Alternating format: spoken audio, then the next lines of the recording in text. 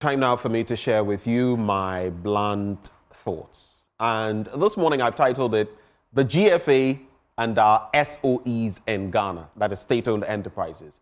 The crises on our hands. The GFA and our SOEs in Ghana, the crises on our hands. And I say crises because I'm using the plural form of crisis. It's not just one. It's quite a mess that we have to look at. I'm not lampooning the GFA, but I'm only going to elaborate on some of the happenings in there for you, ordinary Ghanaians, to reflect on where we are as a country, especially as our football, so to speak, and sports in general, but we're talking the GFA. So our football is in the doldrums.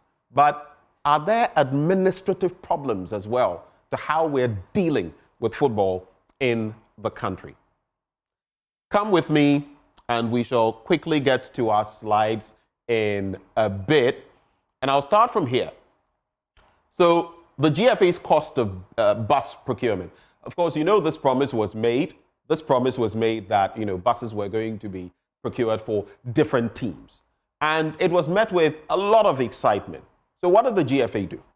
The GFA procured, so at a cost of 5.17 million Ghana cedis, 5.17 million Ghana cedis, on 9 Hyundai or Hyundai, depending on county buses, 2008 model. Now, we found out that, contrary to what was said, these were not maybe 2014 models. These were 2008 models of the Hyundai county buses. But if you go to the next slide, if you look at the cost breakdown, right, Ghana for 575,000 Ghana cedis per bus is what we paid.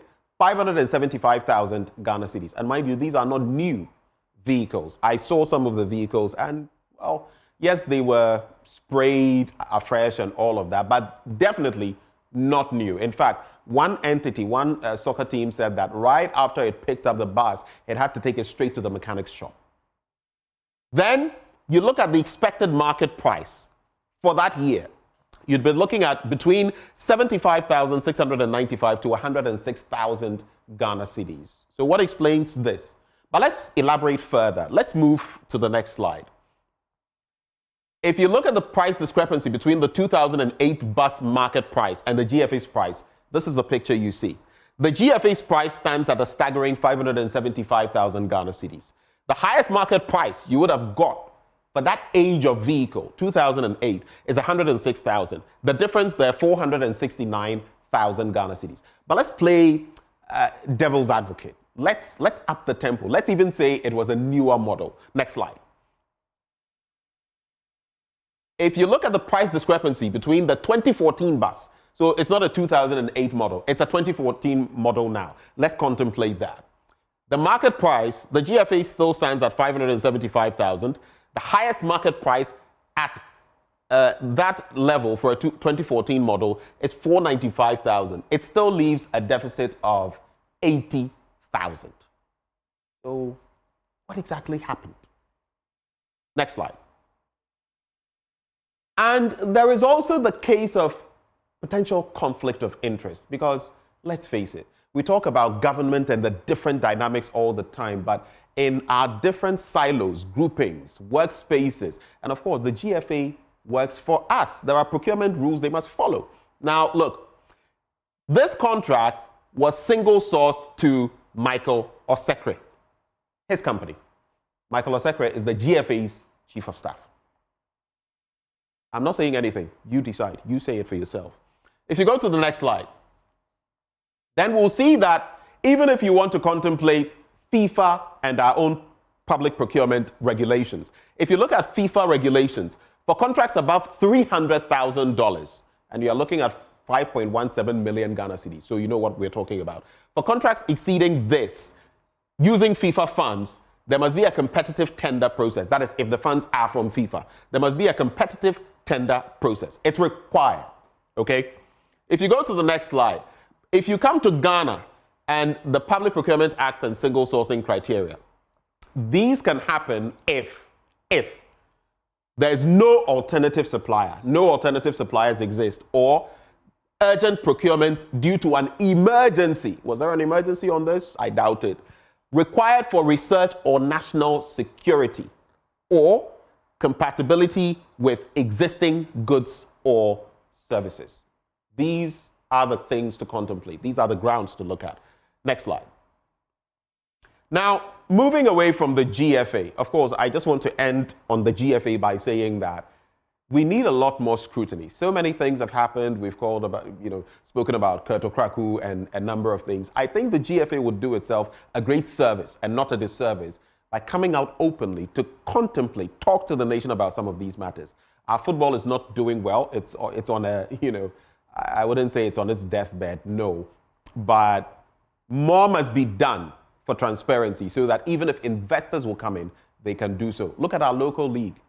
I look back in the year and look at now, and sometimes my heart bleeds. So, Kurt, this is not to lampoon you or your organization, but it's to say, sit up and let us know what the facts are if you have contrary evidence. Now, talking about the GFA then brings me to the SOE situation in Ghana. It's like, Charlie, ISA 5 and 6, right next to each other. You look at top indebted state-owned enterprises, and of course, you know the usual culprits, ECG, Gridco, VRA, Tema Shipping Yard, and we're just talking about shipping. Look at the Tema Shipyard. Look at what Nkrumah did for us. Look at the Black Star Line. Now, we also have the Ghana Railway Limited, but there's more. There are a lot of them. Let's go to the next slide. Ghana Cylinder Manufacturing Limited, Gihok Distilleries. It's been on and off with Gihok. Precious Minerals Marketing Company, the PMMC, the Accra Digital Center, and then you have Airtel Tigo Ghana. Now, we've had some stark revelations about Airtel Tigo Ghana in terms of what liabilities we actually took on just, a year or two ago when we spoke about taking on that entity. But next slide. This is the state of our state-owned enterprises. In 2022, the billions of dollars, 177. In 2023, 216. In 2024, you are looking at 250 billion Ghana cedis in debt. Who is going to pay that money? Oh, yes, we are the ones who are going to have to pay it. Next slide. Now, if you look at the total debt as of 2023 in terms of the various entities, ECG stands at 47.2, a chunk of that, practically twice Cocobod, 24.6, VRA, 22.6, GNPC, 17.4, GNCC, 13.3, CBG, 12.4. These are major aspects of our economy. You're talking electricity, you're talking cocoa, you're talking about power generation, you're talking about oil. All of them are on this list. Let's go to the next slide. Shall we contemplate the next slide? Now, if you look at SOEs with even worse, negative equity, right? You're looking at the Tema Oil Refinery. That's a special case, right? We've managed as a country to turn on its head one of the industries that we could actually make the most from. And I know Mr. Provençal in the past did his own thing, but there had been so many swathes of losses in the past and then some gains. How do we stabilize? 5.7 billion in the negative. Ghana Road Fund, 4 billion in the negative. I'm talking minus 4 billion. Airtel Tigo, minus 2.1 billion. Who is the procurement and everything in Airtel Tigo itself must be investigated.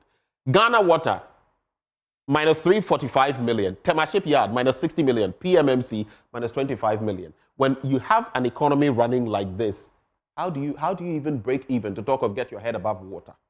Next slide.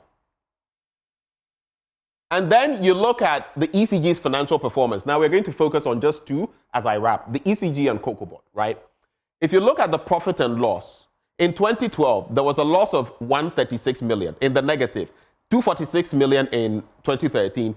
In 2014, it fell, but like most times in our country, when we do well, we go back to square one. 2015, 291 million in losses.